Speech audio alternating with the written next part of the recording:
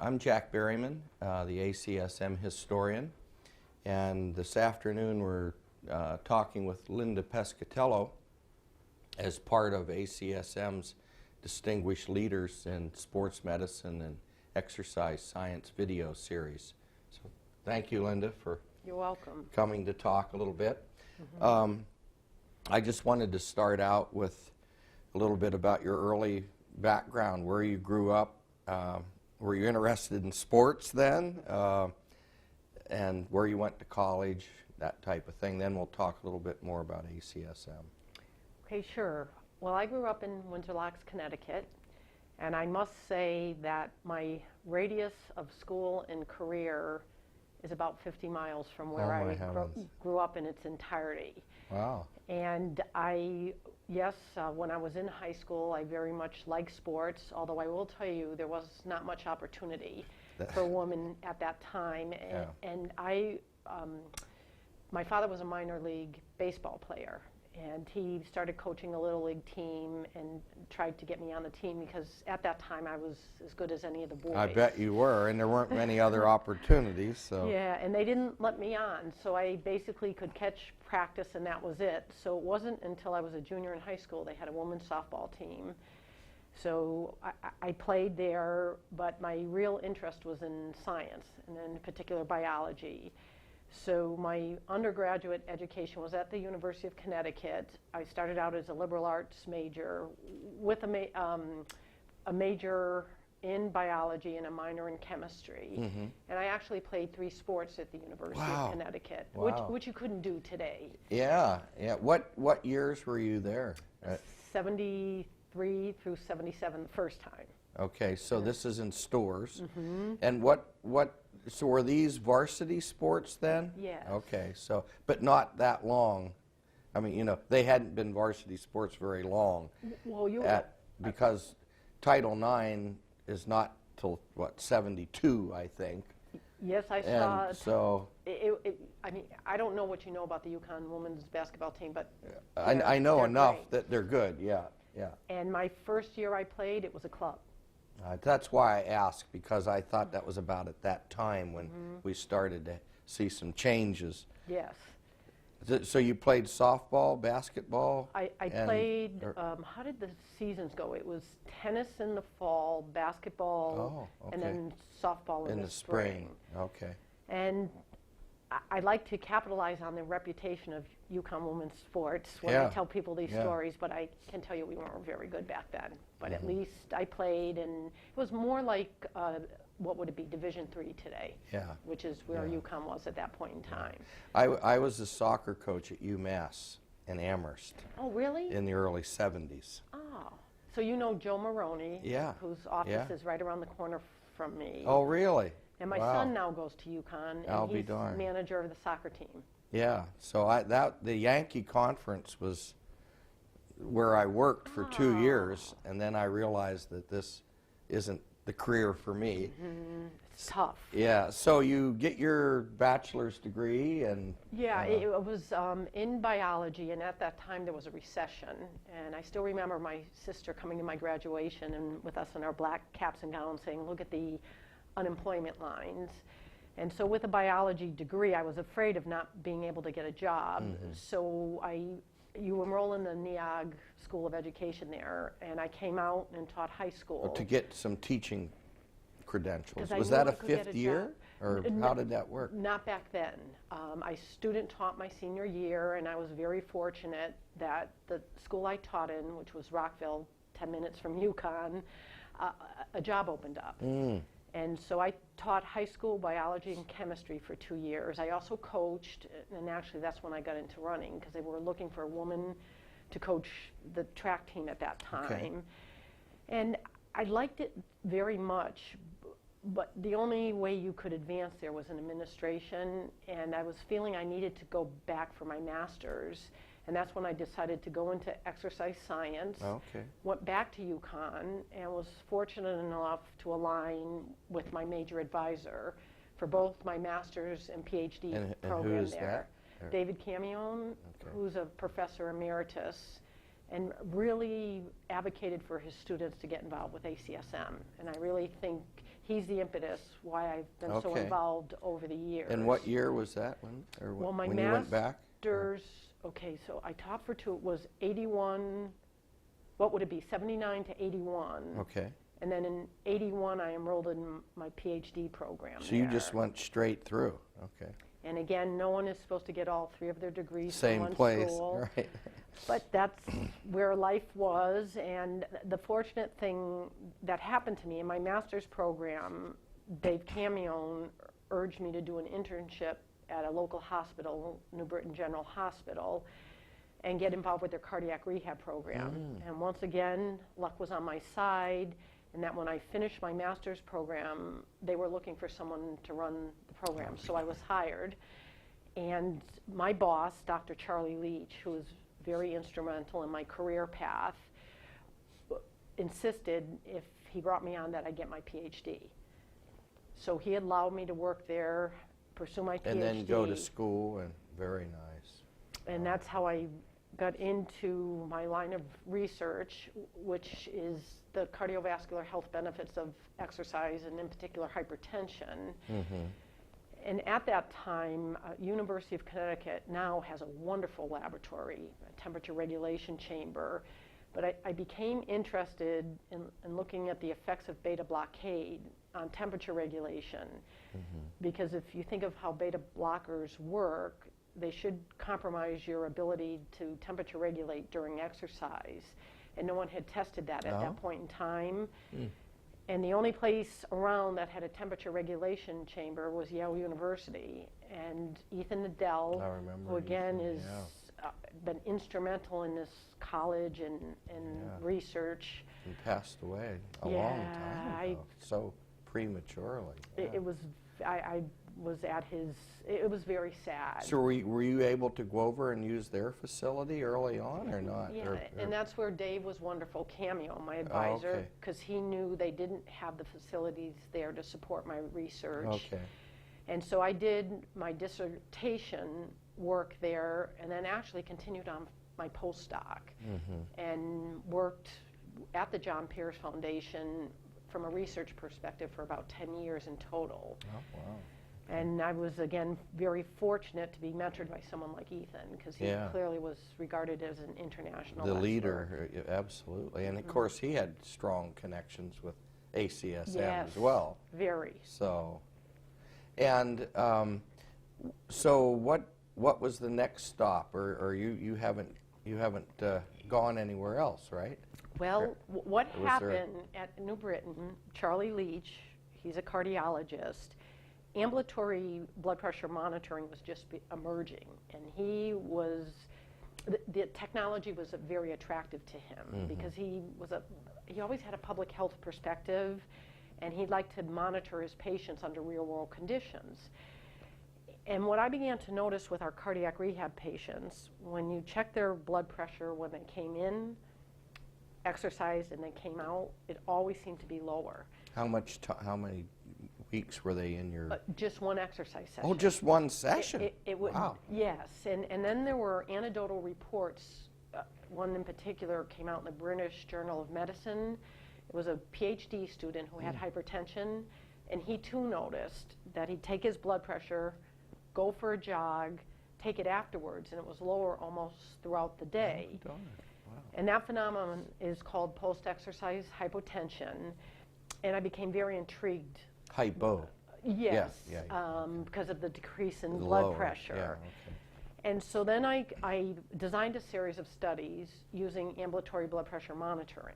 Now this is after your PhD. I had gotten my PhD. Yeah, okay, I just wanted to get the chronology straight here. Okay. Yes, okay. and I stayed employed at New Britain. Okay. So I was actually, for 16 years I worked there. Wow. And I would say this is when I truly began to pursue my independent line of research. So is that a private clinic or what's the place? It was a community hospital. Oh, okay. But you were doing cardiac rehab. But you, well, I guess what's intriguing is that you had the opportunity to do all that research. See, that's because That's so rare. Right, Charlie Leach. You know, he research intrigued him. With his job, he really didn't have time to do it, but he could support me. And so he would collaborate with me. Very And nice. he had some wonderful ideas, and like I said, I wouldn't have gotten into post-exercise hypertension if he didn't introduce me to ambulatory blood pressure monitoring. Yeah, Annie, I'm sorry I interrupted you. I wanted to, so you're at this hypo tension, and so, and you talked about the British study that found it. So then did you set out with sort of that goal to just study that at that point? Okay. And the way these studies are designed, and it's become a prototype that people investigating post-exercise hypertension now almost universally use this design. Okay. But we would bring people in, have them exercise, and measure blood pressure before, after, then put them on the ambulatory monitor.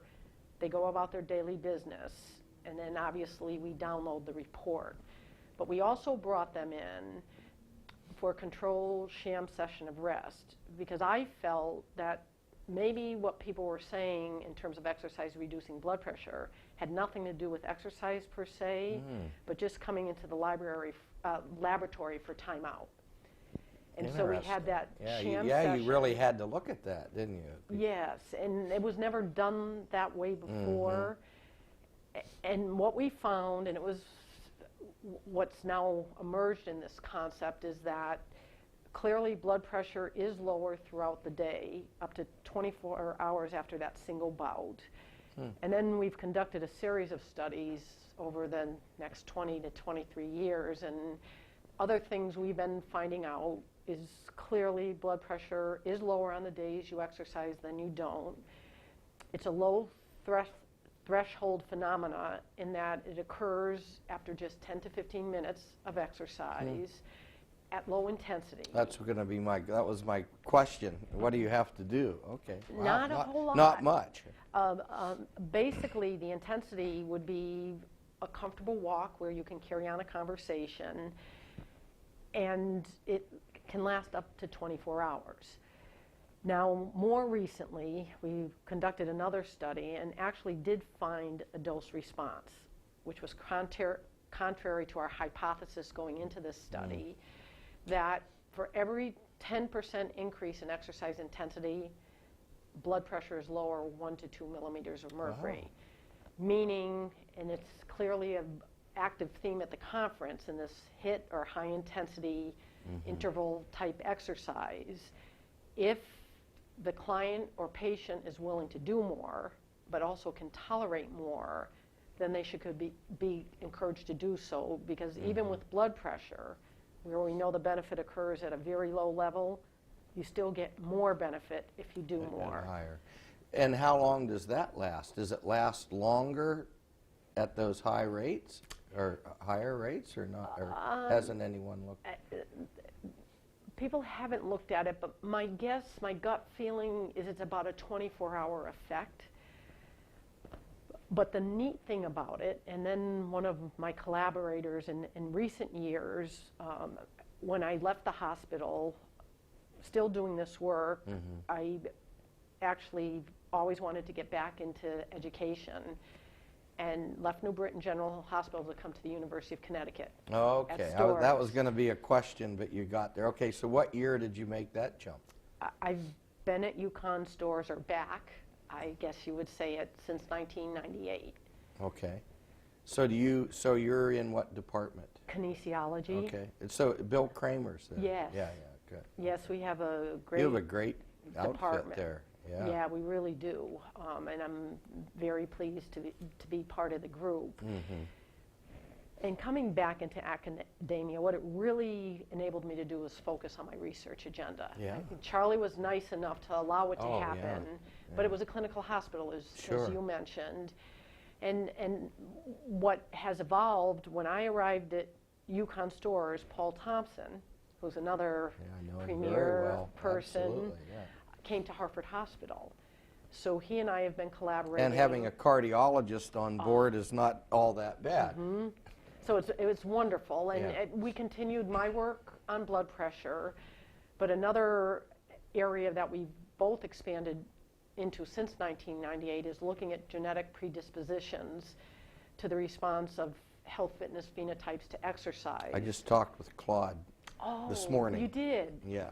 Yeah, and he had an interesting study come out while we're here. That's what I talked to him a little. I had a student know I was here, and she emailed me the New York Times clip, so I asked him about it. But go ahead, yeah. So that's what we talked about. Yeah, and you may have even heard about this, the famous study where there were 10 sites, actually one was international, but throughout the country, where in total we exercised about 1,200 young people, 18 to 40 years, and we just explored genetic variants that were associated or helped to explain the muscle size and strength response to resistance training. Oh, okay. And it's a huge database, and in fact, there was a famous presentation here at this meeting, and my laboratory group is working on some publications as we talk. All the stuff that Bill Kramer's done with strength. Yes. You would think he would be interested in who may be predisposed to set some weightlifting records. Yes. Well, one of our papers was just accepted into his journal, the Journal of Strength and Conditioning Research. So he's been always very supportive of our work. Yeah, very neat. So that's one collaboration that's transcended 2001 to the present. Another collaboration with Paul, and we recently completed this NIH-funded study, was looking at the influence of statins on exercise performance, in particular cardiovascular endurance, and then some strength measures. And our findings have just been submitted to a top medical journal, and I don't know the status of them, but we're also presenting some abstracts here at this meeting. Oh, good. Is Paul here? Because I haven't seen him. No, so. Paul had an unfortunate accident at Boston Marathon. Oh. He couldn't run because he had torn his hamstrings and was riding his bike along the course and fell and broke his hip. So he had a total hip replacement and hasn't heard anything about it. And he's doing okay. I mean, obviously he's frustrated, and this was the first meeting in 42 years he hasn't been at. Yeah, because I always see him here. And, but he's rehabilitating, and like I said, he'll be here next year. Yeah, wow. So you were at the right place at the right time. Great timing when you think of it all, right? And so did you present some of your first research at ACSM then, or was it? What I've done, I've done a couple things that when you have grad students, you wouldn't advise them to do. One is to get all your degrees from the one same school, place, and then go back to the school, which usually doesn't happen. Right. And there's only one person I know who's done that, and I'm sure you know her with your UMass connection, but it's Priscilla Clarkson. Oh, Priscilla, yeah. She did the same thing. And actually, on some of these projects I've mentioned to you with Paul, she's a collaborator. Oh, very nice. Both with Famous and Stomp. Good. Great. She was one of the sites. Oh, good. And I guess then again, when you think of me ending up back at UConn to get hired, that can actually be a strike against you, but it clearly wasn't. Obviously. Yeah, right. Yeah. Now, do you do some undergrad teaching as well? Or I do primarily in the classroom. I primarily teach in our graduate program. However, I do have undergraduate advisees. I have honors thesis, and then undergrads are referred to my laboratory to do independent studies, so they can get a glimpse of what it's like to do research. Yeah, because some of them surely want to go on and get a graduate degree. That's right. And in fact, some of what happens, because a lot of these students are in allied health, because our programs are clinically oriented, that their aspiration is to get their doctorate in physical therapy. So if they come back to our program, because physical therapy is in kinesiology. It is? Yes. At UConn? At wow. UConn. Very nice. And that's something that developed in recent years, that they'll continue on with me and do their capstone project or their doctoral research, continuing their undergraduate thesis or independent study that we had been working on. Wow, that I hadn't heard about that, because there's all these different models out there, as you know. I was in a kinesiology program at Washington for a while, and but to have now, are you your own college? Do you have your own dean, or are you part of? We're in the Department of Kinesiology is in the NEAG School of Education. Okay. So our dean is the dean of the NEAG School of Education. Okay. I wouldn't have guessed that with the sort of the clinical bent, the allied health, I would think. So do you have any program that I would call traditional physical education, where people want to be PE teachers? We used to, and that's how, I mean, you talk about history. Historically, that's how we ended up in the School of Education. I figured that's how it, and you haven't moved, really. Correct. We no longer have physical education teaching per se, Okay. but that's why we remain. Now, does Connecticut have, do you have a medical school there? We or do. Where is it? It's 25 miles from the Storrs campus, which is Yeah. always a challenge when right. you want to do clinical work. Yeah. And I do have some current collaborations with colleagues over at the Yukon Health Center. It's just that my work in hypertension developed with Paul as a collaborator.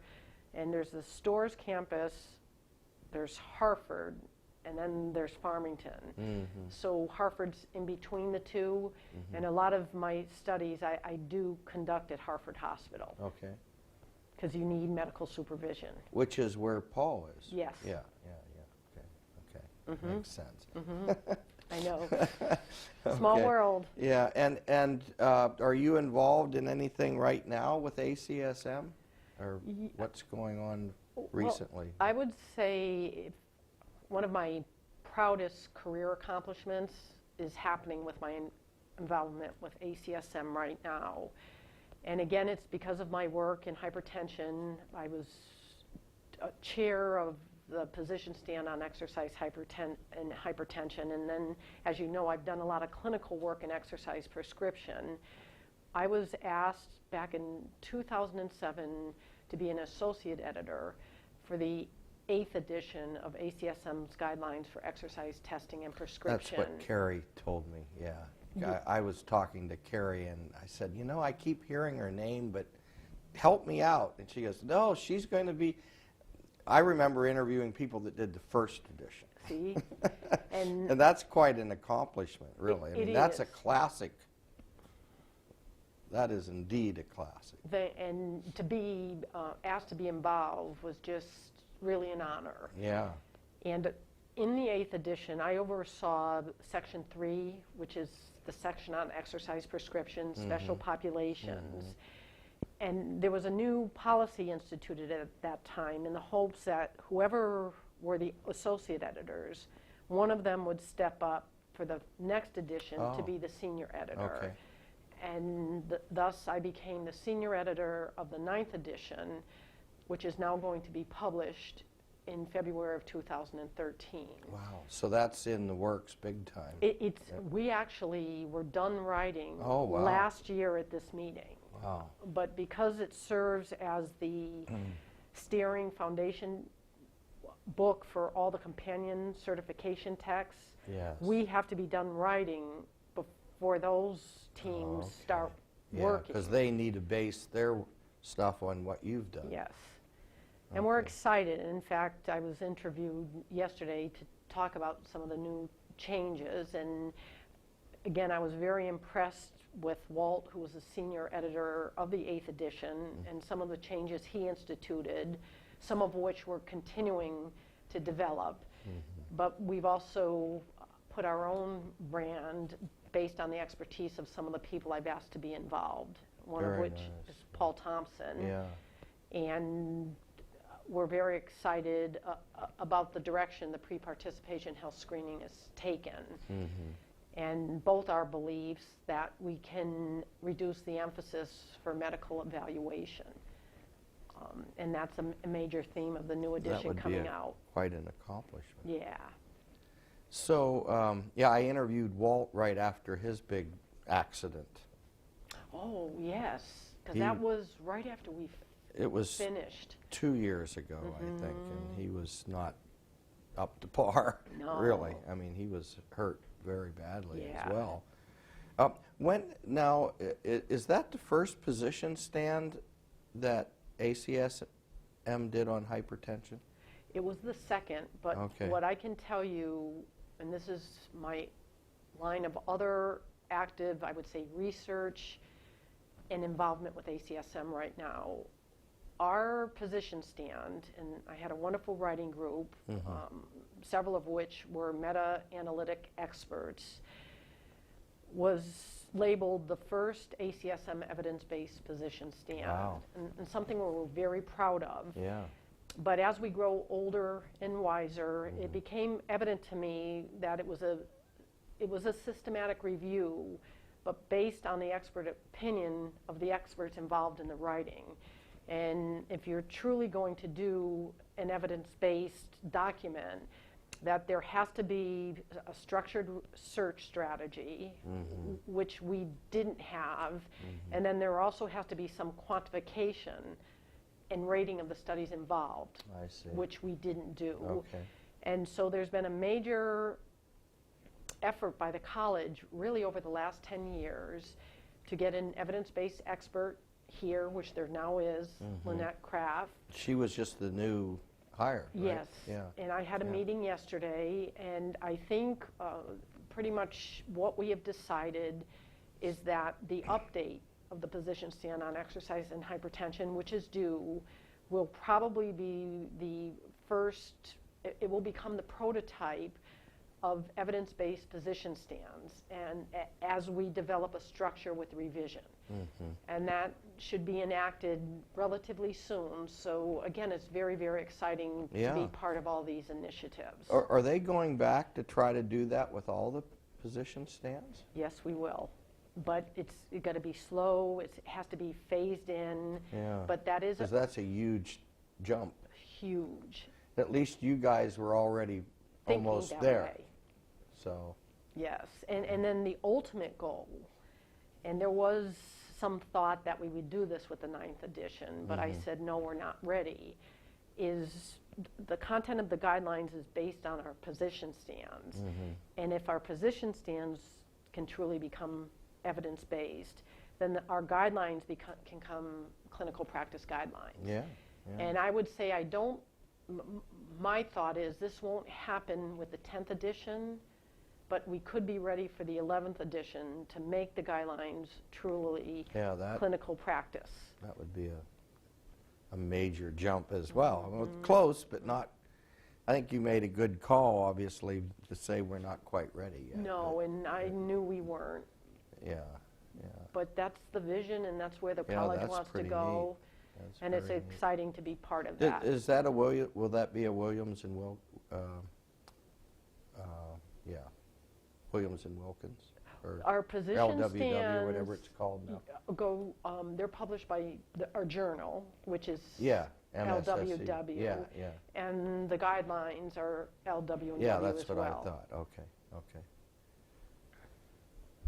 Oh, gee. I told you it would go fast. All right. Well, that's good.